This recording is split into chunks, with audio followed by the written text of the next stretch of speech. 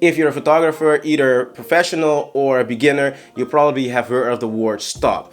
For the beginner photographer especially, it could be very confusing at first when you hear the word stop. You don't know what it means. So today in this video, I'm gonna be talking about what stop is when it comes to photography. What are you doing? Oh, shh. Are you filming the video about stops? No, I'm picking cherries out of an apple tree. Of course I'm filming. What do you want? Okay, before you continue, I have a joke for you. What do you call a Catholic that won't stop? What? A non-stop. Get it? Non-stop? Because it's a non-stop, right? Right? Right? Get right? It's funny though, right? It's funny because it's true. Get out.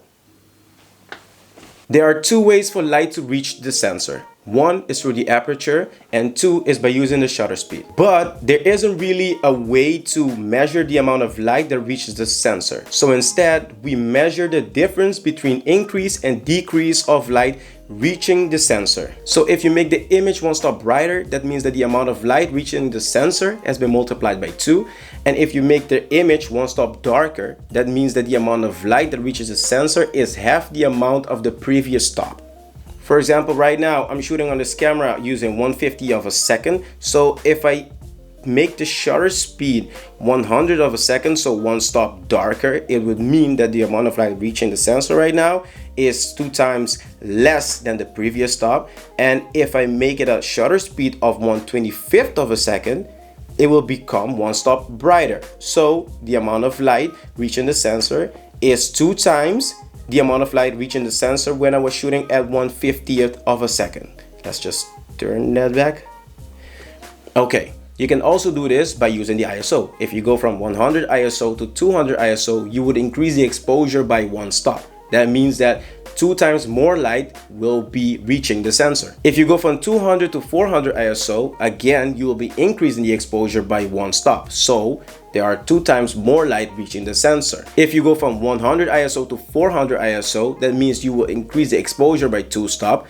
And that means that the amount of light reaching the sensor has been quadrupled.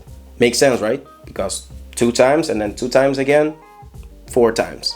Okay, when it comes to aperture, it gets a little tricky because you have to measure the radius of the surface of the aperture where the light goes through, and then you know what, let's just keep it simple. If for example you go from f8 to f16, you will not decrease the exposure by 1 stop, but you will decrease it by 2 stops. Not 1 stop, but 2 stops.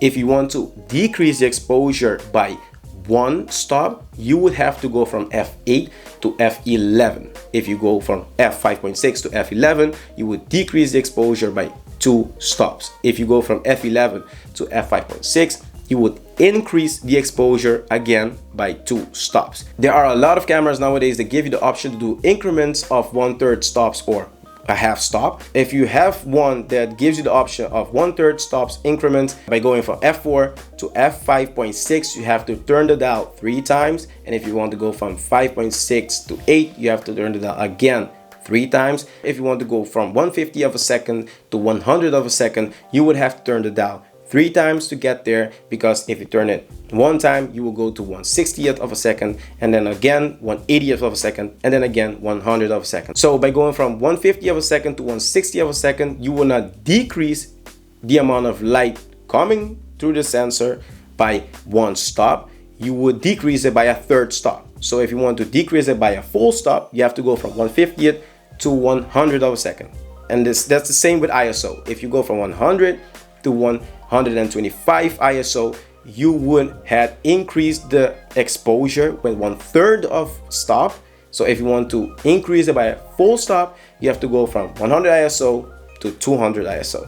I hope that makes sense. That's it, guys. I hope you enjoyed this video, and if you did, don't forget to like the video, comment down below, let me know what you think, or leave a question. I will be happy to answer them for you.